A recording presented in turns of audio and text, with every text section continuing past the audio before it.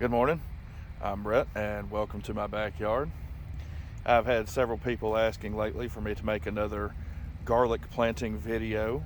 A couple weeks ago, we went over how to tell the difference between a few different types of garlic, how to separate the cloves from the bulb, which we want to be planting the cloves instead of the whole bulb, unless you're in a elephant garlic situation and your bulb has not differentiated yet, which means sectioning off into the cloves there. But we'll make another video for that at another time. Today we're going to go with a more standard garlic like you might just find at any of your local produce stands, grocery stores, and things like that. You can also order these from a lot of different places online for seed garlic. I've found that grocery store garlic works just as good. Some people would prefer to order a seed garlic online, and that is quite all right, as long as we start from the same principle. Now, first of all, today we're going to be planting in pots. We're going to be planting this section above ground. I have some that I've planted in ground. We're going to see how it works out. The big thing to remember when you're planting your garlic is you want to have at least 8 to 10 inches of soil below the garlic bulb for the root structure to properly be able to spread out there. And so here, these are probably in that 10 to 12 inch depth range.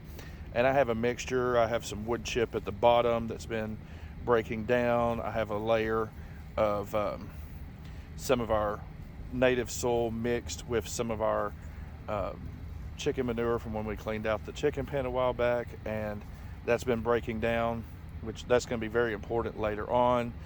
That chicken manure, you don't want to throw it fresh on here. It might burn the initial small roots, but this has been breaking down for a while. It's got a high nitrogen content, which garlic likes to be able to form a proper bulb. And so as it gets down into that later on, it'll be soaking up some of that nitrogen content as it continues to break down into the soil. And then we have a few inches on top of our homemade potting soil, which we've made a video about before, and that's where our garlic cloves are going to begin to form their roots and then go down through them different layers as they grow until approximately next May or June, when we'll be harvesting these. Now, I showed you the garlic bulbs and separating last time, and I've already planted some in one of our shallower, broader pots, but today we just have this bag of cloves. They're already separated, so we're going to reach in here and get us a few to start with. Let's see here, see if I can find a small one too. A lot of different sizes. You'll notice sometimes when you're breaking up your bulb, there will be different sizes. You always want to plant your large cloves, because your large cloves are going to grow into the larger bulbs later on. So I pick out small cloves like this here, and if you want to, if you have the space, if you want to go ahead and plant some of these, they will still grow and be just fine. They'll probably be on the smaller side than these here. But a lot of times I'll have enough that I'll plant the big ones and we'll eat the small ones. That way we can go ahead and enjoy it through the winter. And so our next and most important step when we look at the garlic clove is to notice there's a pointy side and a flat blunt side. And that blunt side, you'll notice that's where you peeled it off of the bulb from the root section. Same way, the roots are going to grow from down here, and the leaves are going to grow from the top section. And so we're going to plant them pointy side up into our pot here, and we want to have big garlic cloves, 3 to 4 inch garlic bulbs, when we get finished. So when we're planting them, we want to remember to leave that much space at least when we're planting. So we want to come a couple inches off the side to start here, give room for that garlic bulb to grow out that way.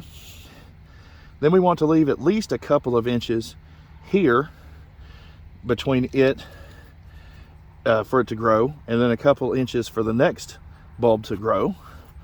So I'm going to plant this one just here in the center, and see, that should give more than 4 inches. That's probably closer to 5 inches at least there.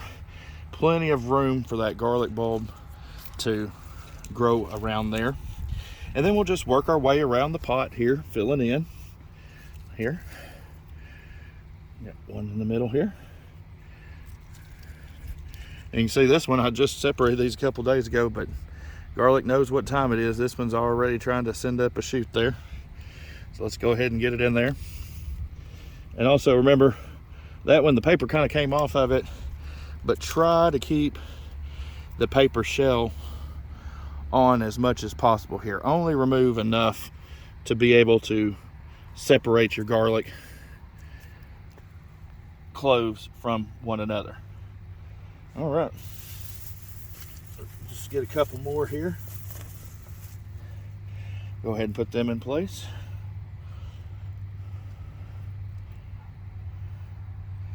And that's all there is to it, to getting it set. And you can see in this size container, how big is this? 8, 16. We probably got a 20-inch container there. We're able to very comfortably put 9 garlic in a 20-inch container.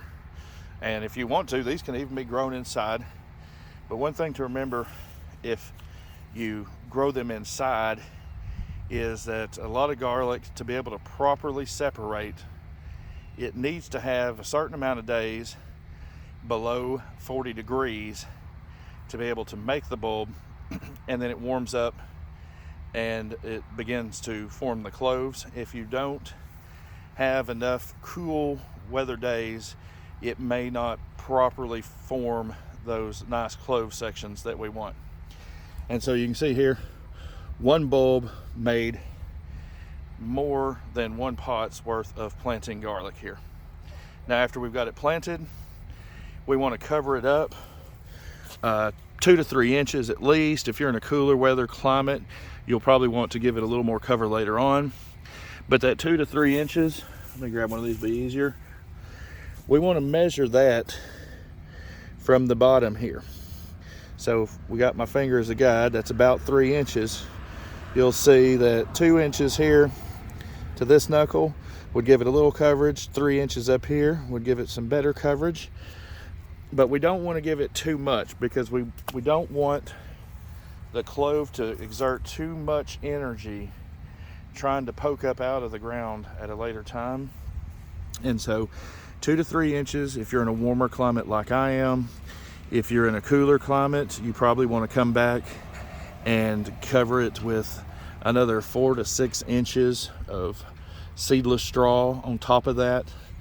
Whenever you get to your colder temperatures, your extreme below freezing temperatures, and then in the spring, you want to make sure and pull that straw back off and allow them shoots to come on up. And so I hope y'all enjoyed that little video today. If y'all have any questions, please leave them in the comments below. If you haven't yet, be sure and like and subscribe and share to all your friends who may enjoy this as well. And we'll catch y'all next time.